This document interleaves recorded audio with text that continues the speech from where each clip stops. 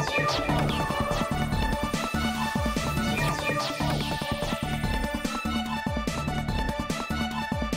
everybody, welcome to theCUBE. A lot going on. The Electronic Entertainment Expo, or E3 as everybody calls it, has opened its gates once again. The biggest trade fair of the video game industry has become the go-to place if you want to understand where the multi-billion-dollar industry is heading in the next years. This time with the industry at the verge of the big explosion that will arrive next year as virtual reality will become our reality, it's time to gather some news and understand how we're going to play in the near future. Game on!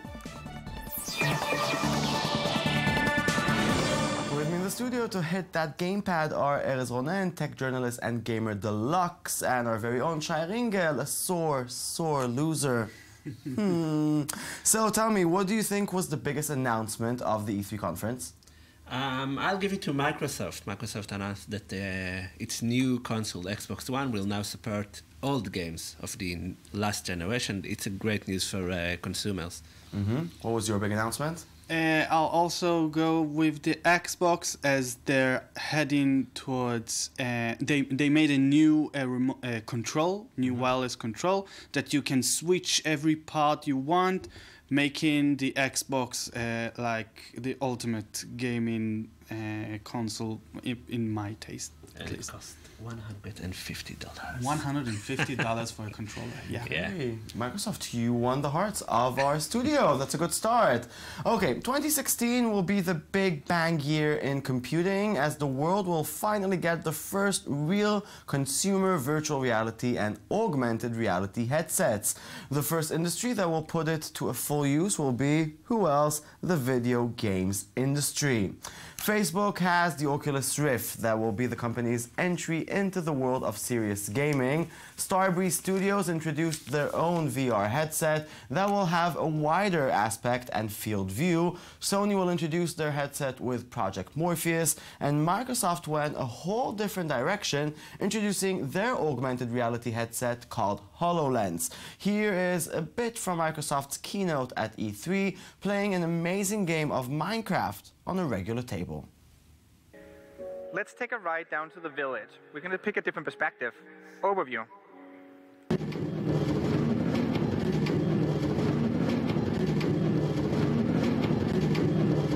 It's incredibly cool to have Minecraft on your table. Imagine seeing your own worlds like this.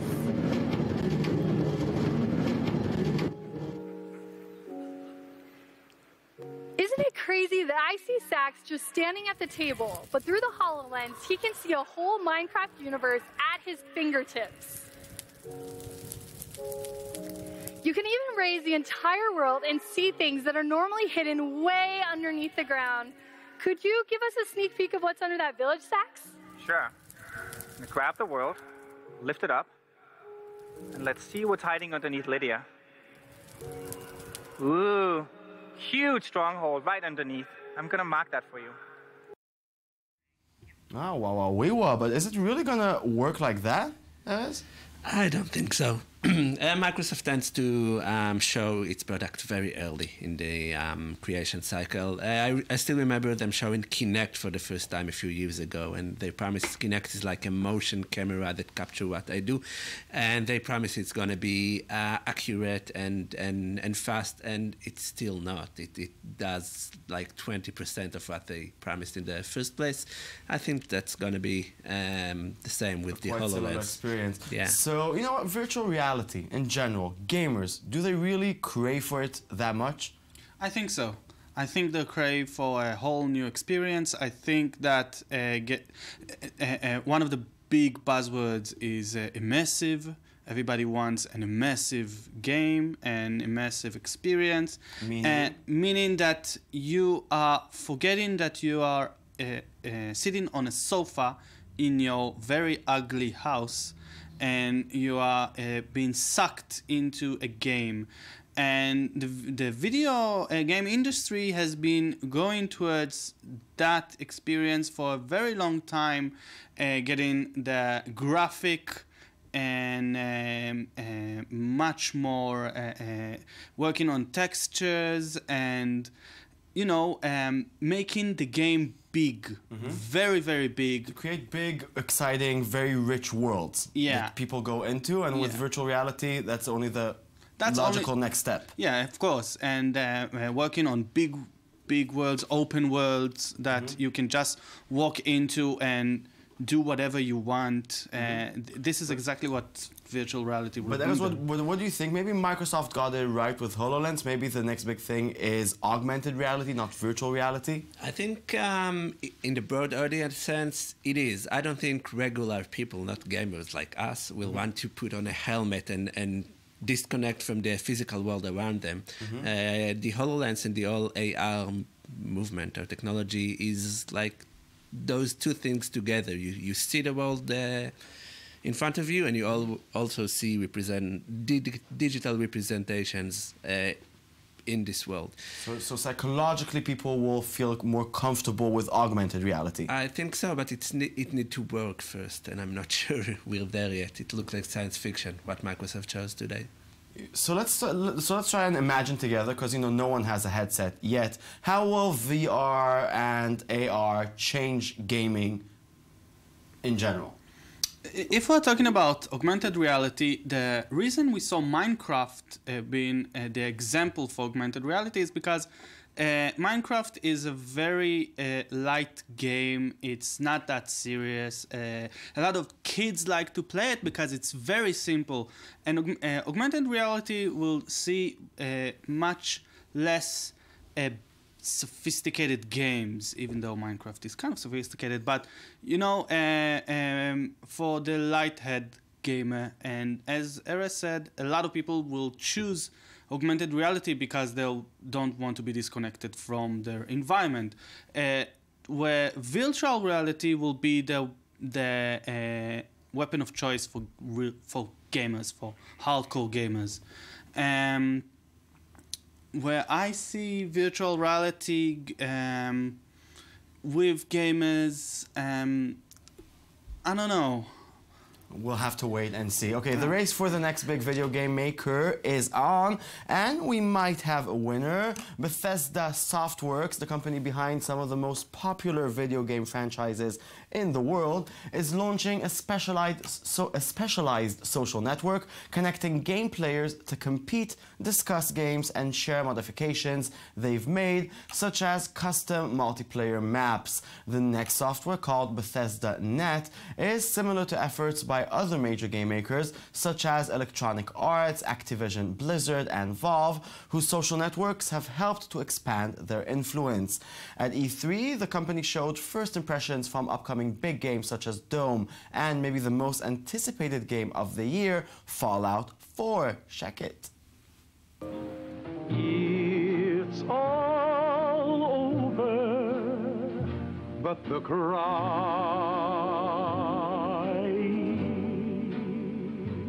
With the world poised on the brink of war, Vault-Tec is reporting a record number.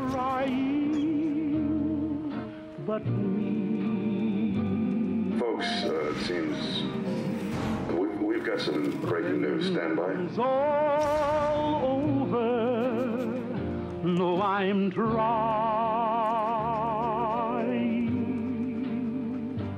to forget about how much I care for you. We seem to have lost contact with our affiliate stations. Stand by. We do have.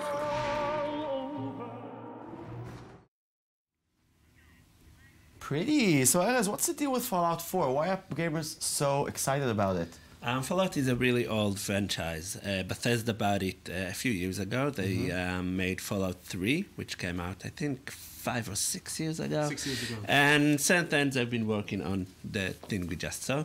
And Bethesda is also the studio behind Skyrim, which was a huge game 3 years ago. So gamers really want to see what they've been working on these last few years. And they love Fallout since the 90s. So this franchise is the perfect franchise for Bethesda to prove they can be the next big game maker.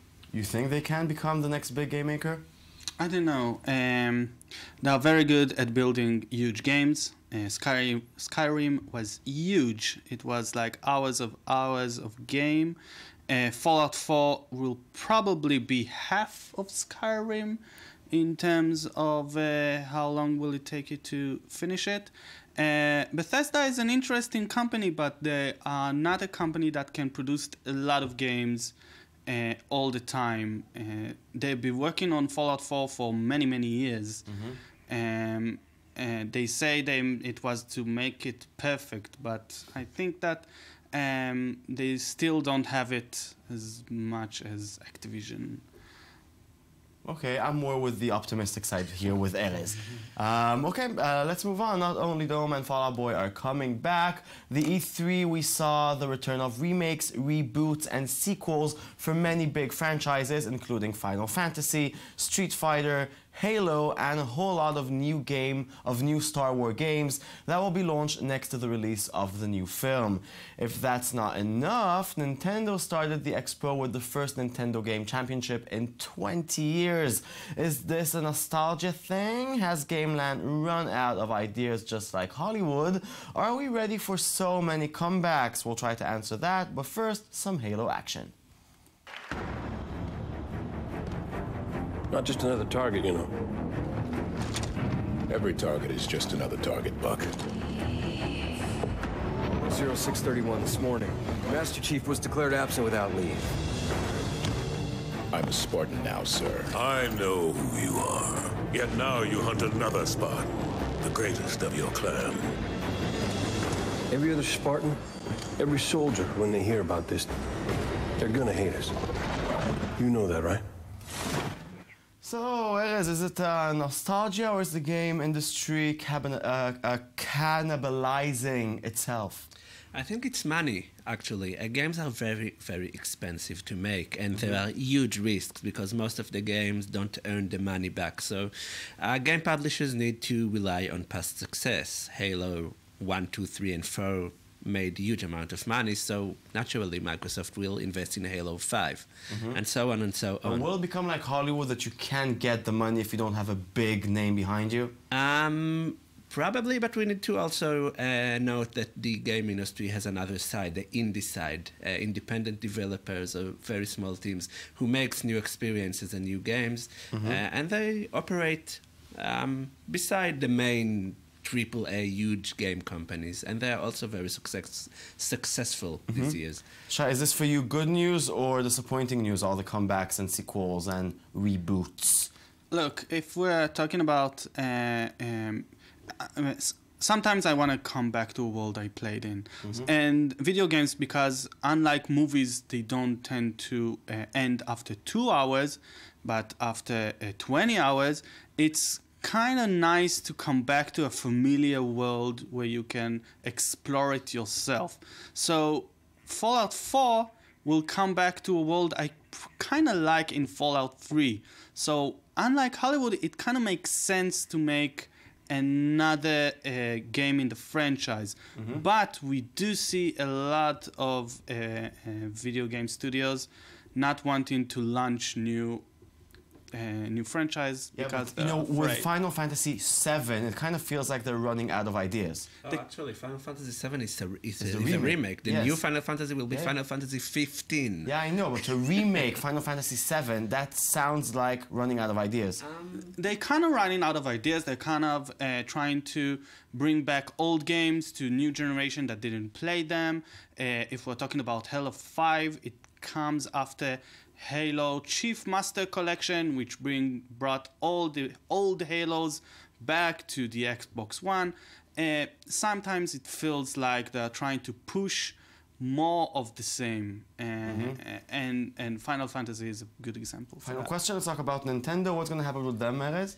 Nintendo didn't show their press event yet as we filmed this, but I guess we will get a new glimpse at Mario Maker, which is the thing we see in the background, which is a tool for creating new levels of Super Mario Brothers. We'll probably maybe a new Mario game altogether, probably a new Pokemon. Nintendo always relies on their old franchise, and maybe even something new, but I wouldn't count on it. Okay. Shai, can they make a comeback? Nintendo are always relying on old franchise, but while doing so, they are innovating. and they can make a Mario game, but they can make a Mario game we haven't seen yet. And Nintendo are very good at taking those old franchise because they are very good at nostalgia. But on the other hand, they are still one of the most innovative game developers out there. So it's here and here. I like the way they think. I think nostalgia and innovation go well together. Shai Erez, thank you very much for speaking with us this evening.